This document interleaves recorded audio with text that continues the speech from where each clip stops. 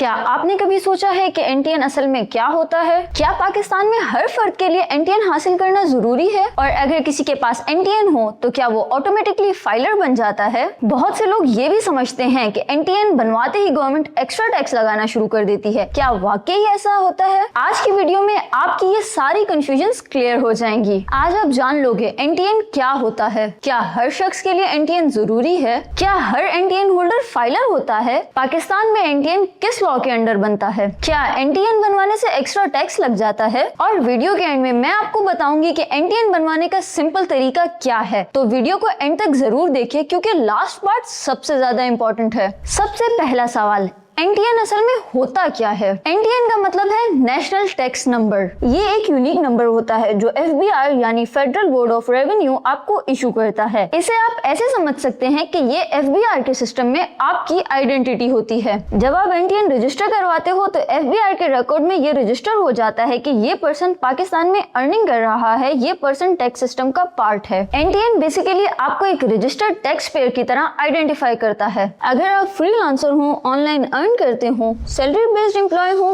Property rent पे देते हो या अपना बिजनेस रन करते हो तो एनटीएन आपको एफबीआर के सिस्टम में आइडेंटिफाई करता है। इसका एक और फायदा ये होता है कि एनटीएन होने से आप टैक्स रिटर्न फाइल कर सकते हो, बैंकिंग एक्टिविटीज इजीली कर सकते हो, अपना बिजनेस लीगली रन कर सकते हो और फ्यूचर में फाइनेंशियल रिकॉर्ड मेंटेन करना इजी हो जाता है। यानी सिंपल वर्ड्स में एनटीएन आपकी टैक्स आइडेंटिटी होती है। अब दूसरा इंपॉर्टेंट सवाल है, क्या हर शख्स के लिए एनटीएन लेना जरूरी है? जवाब है नहीं, हर इंसान के लिए एनटीएन कंपलसरी नहीं है। एनटीएन उन लोगों के लिए जरूरी होता है जो टैक्सेबल इनकम अर्न करते हैं। मतलब अगर आपकी अर्निंग गवर्नमेंट के डिफाइंड टैक्सेबल लिमिट से ज्यादा है तो फिर आपको टैक्स सिस्टम में रजिस्टर होना पड़ता है। लेकिन अगर कोई स्टूडेंट है या पार्ट टाइम अर्निंग कर रहा है या इनकम बहुत छोटी है जो टैक्सेबल लिमिट तक नहीं पहुंचती तो उसके लिए एनटीएन लेना कंपलसरी नहीं होता। लेकिन अगर आप रेगुलर इनकम अर्न कर रहे हो, ऑनलाइन फ्रीलांसिंग कर रहे हो, बिजनेस चला रहे हो या अपनी इनकम प्रॉपर्ली डॉक्यूमेंट करना चाहते हो तो एनटीएन लेना आपके लिए बेनिफिशियल होता है। इससे आप फ्यूचर में लीगल इश्यूज से सेफ रहते हो। अब तीसरा सवाल जो लोग सबसे ज्यादा पूछते हैं, क्या एनटीएन होल्डर फाइलर होता है? ये एक बहुत कॉमन मिसअंडरस्टैंडिंग है। एनटीएन और फाइलर होना दोनों अलग चीजें हैं। एनटीएन का मतलब है कि आप एफबीआर के सिस्टम में रजिस्टर्ड हो, लेकिन फाइलर वो बंदा होता है जो अपनी इनकम का टैक्स रिटर्न सबमिट करता है। यानी अगर किसी पर्सन का एनटीएन है लेकिन उसने अपनी इनकम का टैक्स रिटर्न फाइल नहीं किया तो वो फाइलर नहीं है। एग्जाम्पल से समझते हैं, मान लीजिए एक फ्रीलांसर है जिसने साल के एंड पे अपनी इनकम का टैक्स रिटर्न सबमिट नहीं किया तो टेक्निकली वो एनटीएन होल्डर है लेकिन फाइलर नहीं। जब कोई इंसान रेगुलर टैक्स रिटर्न सबमिट करता है तो उसका नाम एक्टिव टैक्स पेयर लिस्ट में आ जाता है तो तब उसे फाइलर कंसीडर किया जाता है। अब अगला सवाल, पाकिस्तान में एनटीएन किस लॉ के अंडर बनता है? पाकिस्तान में एनटीएन का सिस्टम इनकम टैक्स ऑर्डिनेंस 2001 के अंडर ऑपरेट करता है। ये लॉ डिफाइन करता है कौन टैक्सेबल है, कौन टैक्स रिटर्न फाइल करेगा और टैक्स सिस्टम का स्ट्रक्चर क्या होगा। फेडरल बोर्ड ऑफ रेवेन्यू यानी एफबीआर इस लॉ के अकॉर्डिंग टैक्स पेयर को रजिस्टर करता है और एनटीएन इशू करता है। आजकल रजिस्ट्रेशन का प्रोसेस मोस्टली ऑनलाइन हो चुका है।